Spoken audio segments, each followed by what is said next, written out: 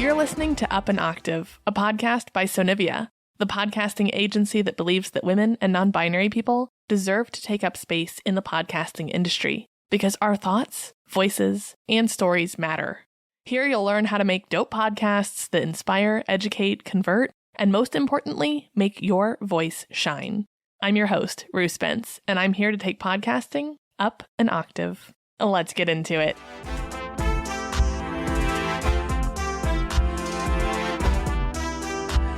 Hello, and welcome back to Up an Octave. With the new year, I know a lot of us, especially business owners, are thinking about how we spend our time and taking inventory of what feels good and how we can put systems in place to help make things easier so we can spend more time creating, spending time with our people, and doing the things that light us up. So with that said, I wanted to dedicate an episode to helping you implement systems that keep your podcast strong and thriving in 2025. These are the systems that I use for myself and my clients to keep them in the honeymoon phase with their podcast.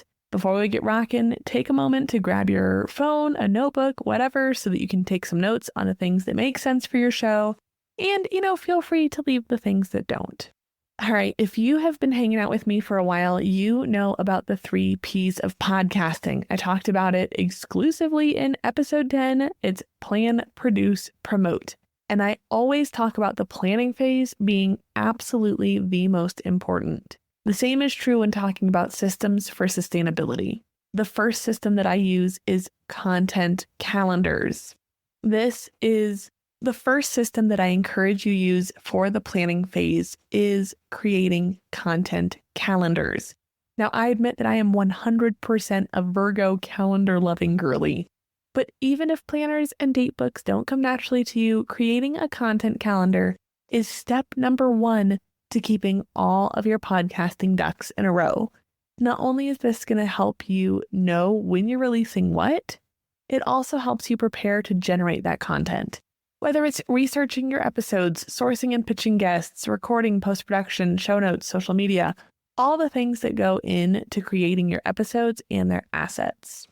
Decide what length of content calendar works best for you, and this is going to depend on the function of your show.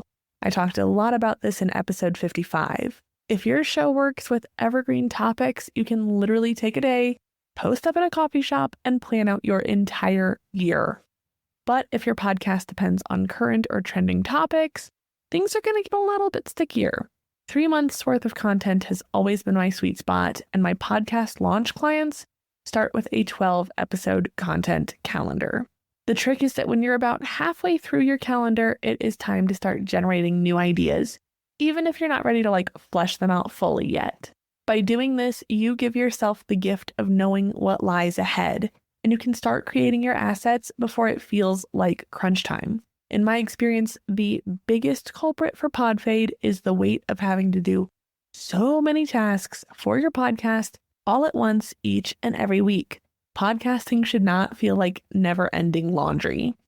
Next up is batch recording, which if we've ever worked together or you've just been listening for a while, you know that I'm a big fan of. If you have ever had that, oh frick, I still have to record this week's episode and it's 8 p.m. the night before the new episode comes out, then oh boy, am I about to change your life. Here is how it works.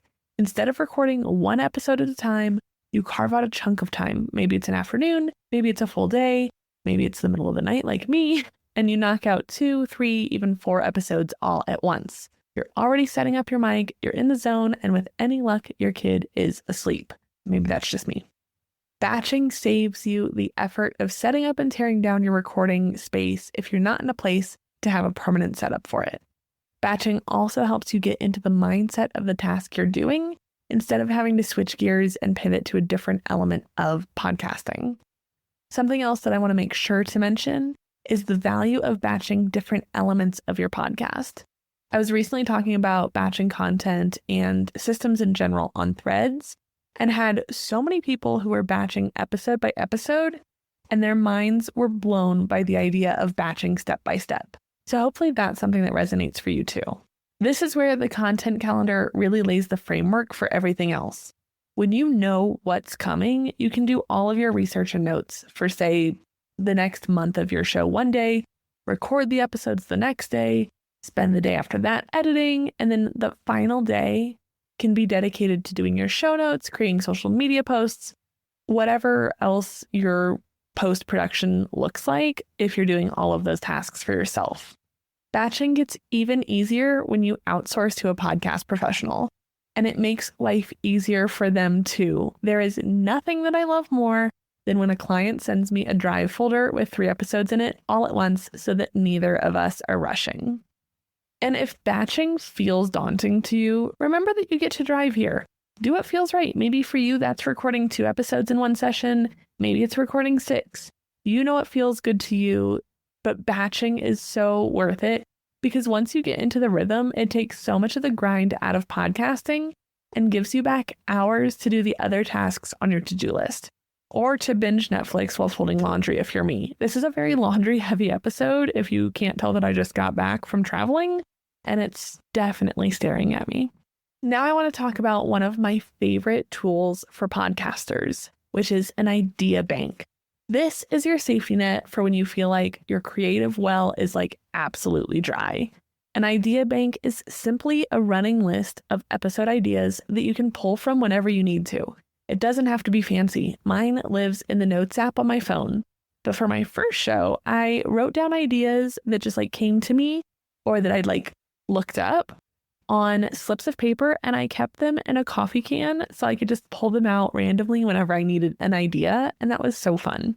However you keep track of your ideas, wherever you put them, whether it's your Notes app or a coffee can, the critical thing is jotting down ideas when inspiration strikes, which means clinging to the shower thought until you're dried off, and that might be the hardest part. And that said, your idea bank can be as detailed or as basic as you want. Sometimes I will get an idea for an episode concept that's complete with bullet points.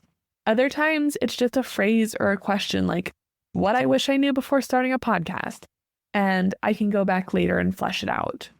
Revisit your idea bank regularly. When you're planning your content calendar, look for the themes or ideas that naturally flow with each other.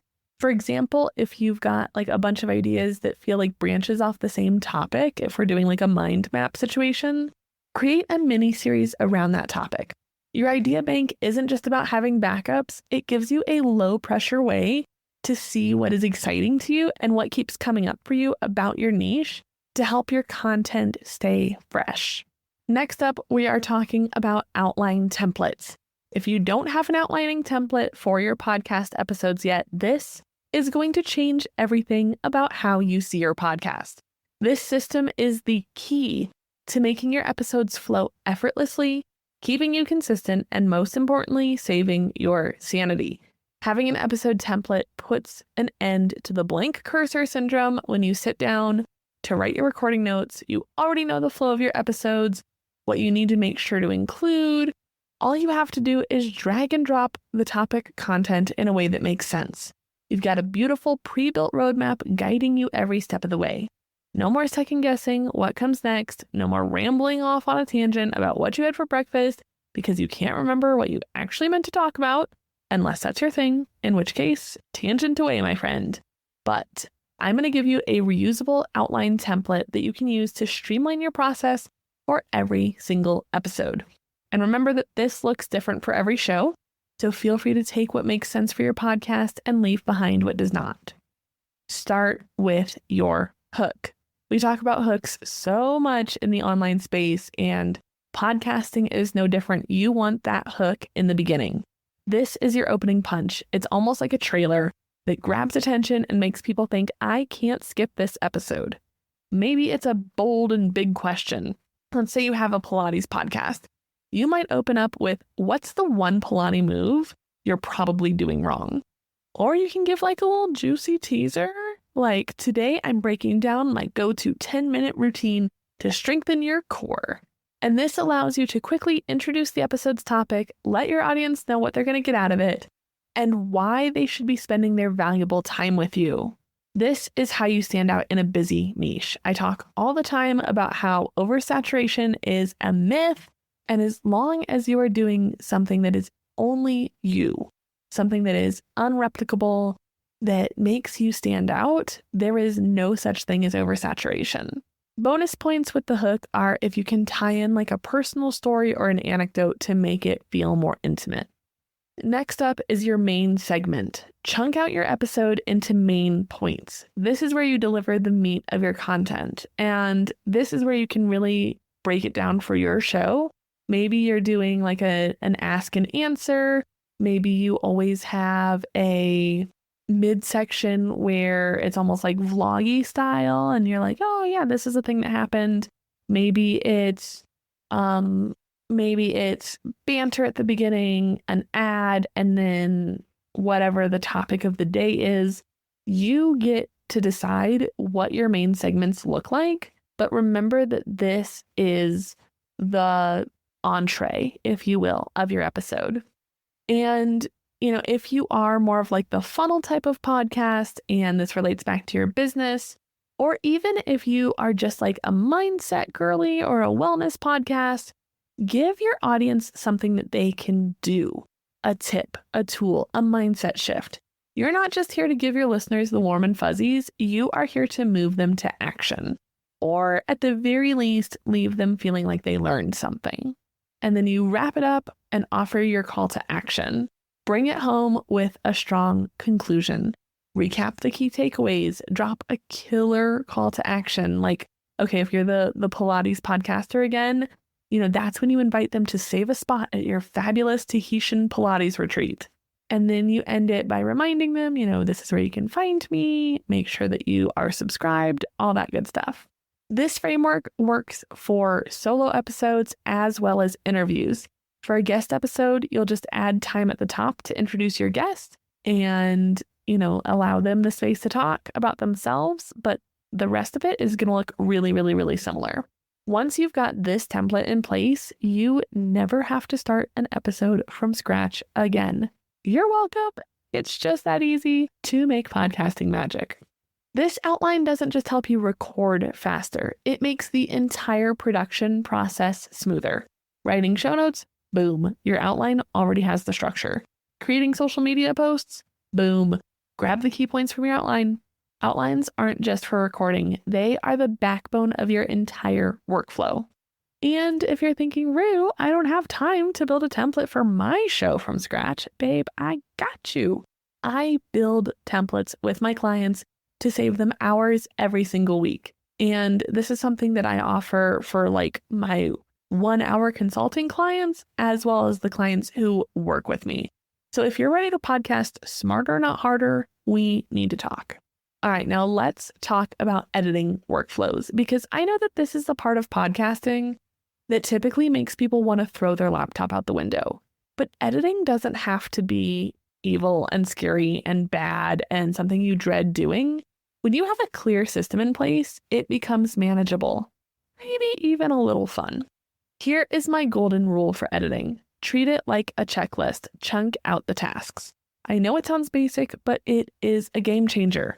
When you break it down into bite-sized tasks, you're not staring at this like 1.5 hour long audio file going, oh my God, where do I even start? So here's an example of my editing workflow. Feel free to steal it.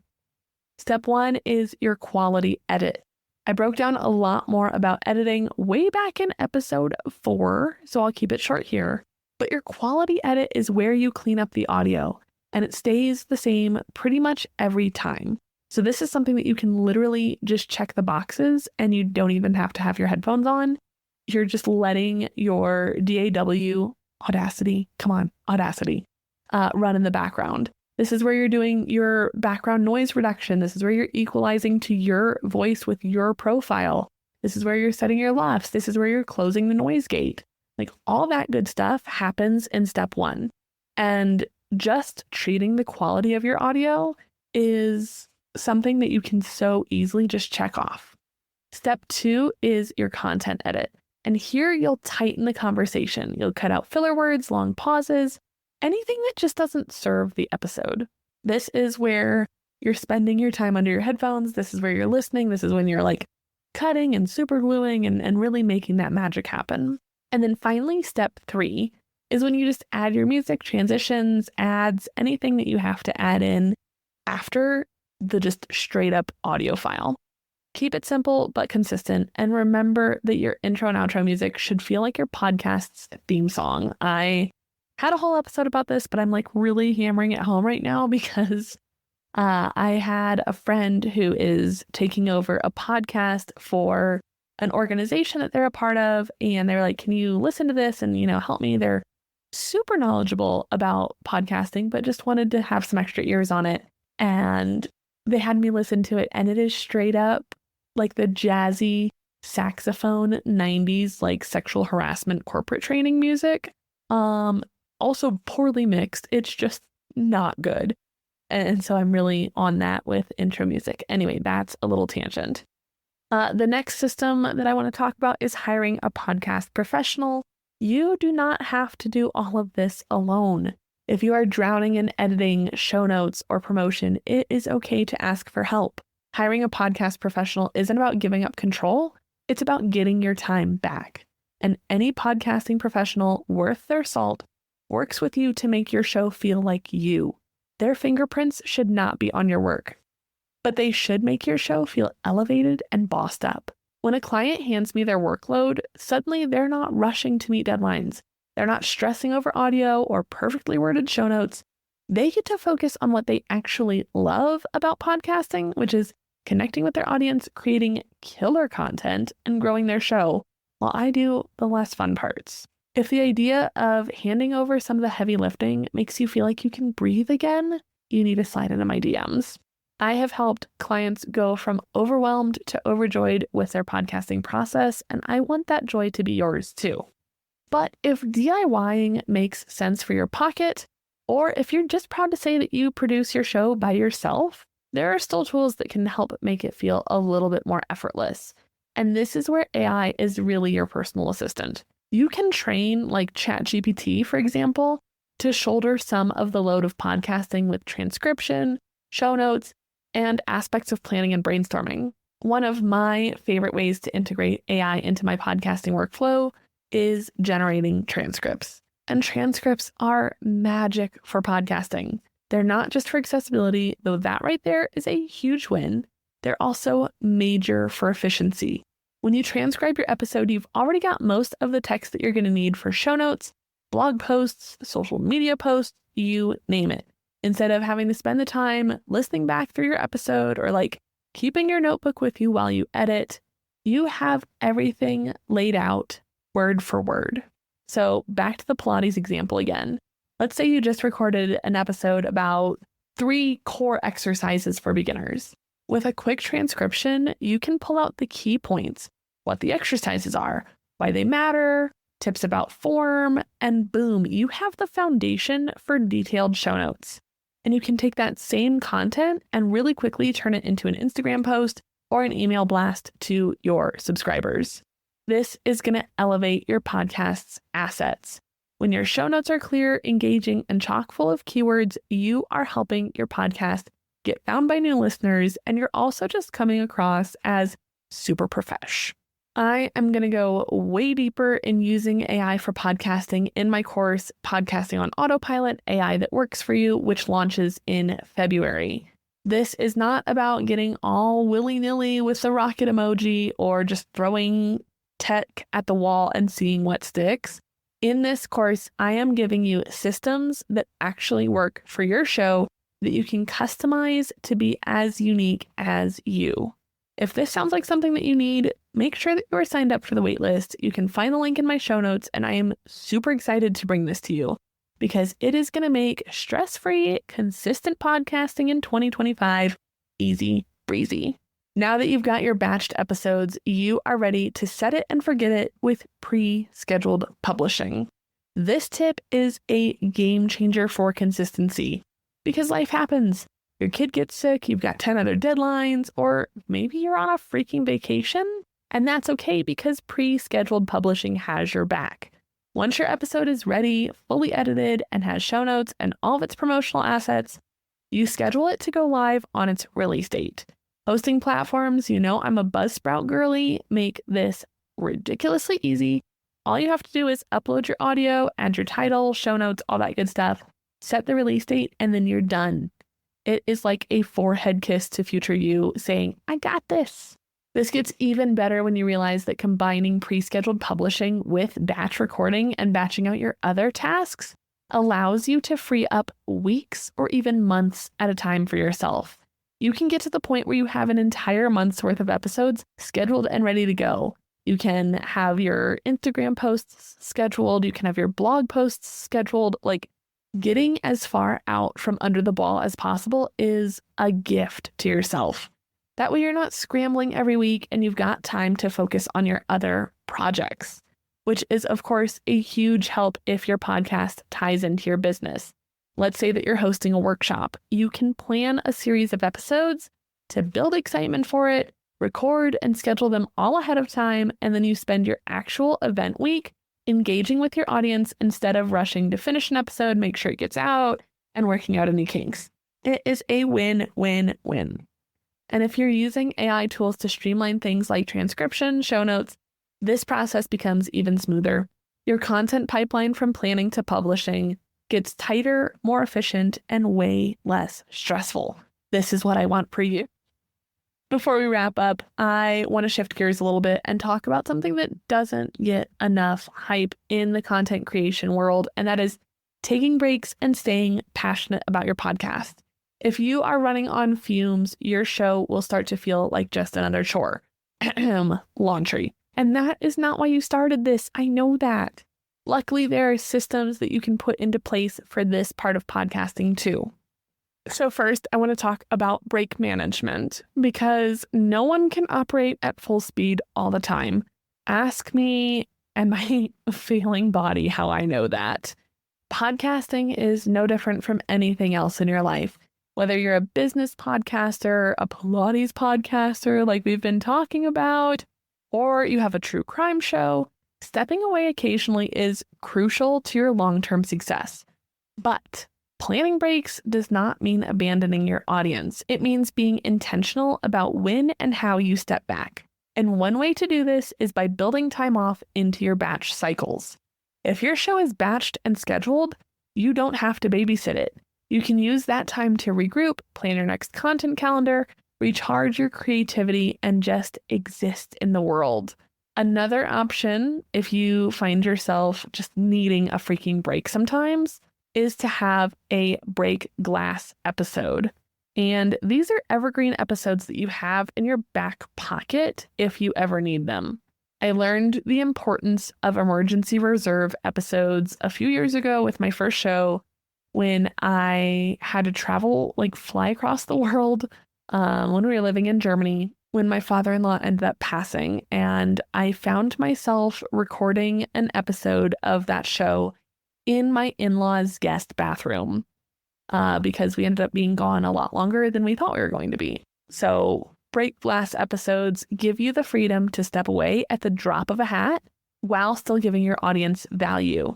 These can just live in a folder on your computer, completely produced, edited, show notes ready to go, episode assets ready to go, so that if you ever find yourself just needing to get away and you don't have a chance to record or whatever else is part of your process, you can just get those up from anywhere in the world. Also, breaks don't have to mean weeks off. Sometimes it is as simple as giving yourself a week of lighter tasks. Maybe you skip recording a new episode and just share a best of compilation, or you re-release a favorite interview. Let's also talk about passion, because honestly, this is where your magic lives. When you are passionate about your podcast, it shows. Your energy, your excitement, your creativity all shine through. But passion isn't something that just sticks around automatically. It is something that you have to nurture.